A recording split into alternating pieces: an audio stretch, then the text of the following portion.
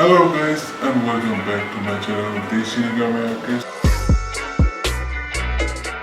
It's been a while since I posted my last video.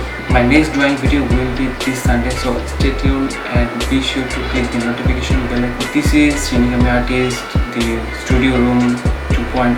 So I have to move my apartment and change my room for the new studio setup. My previous room was small and messed up, so I had to shift, and that's why I couldn't upload any new videos previous week. And thank you guys for staying with me still now, and I hope I will give you better tutorials. Here is the suggestion for your drawing paper.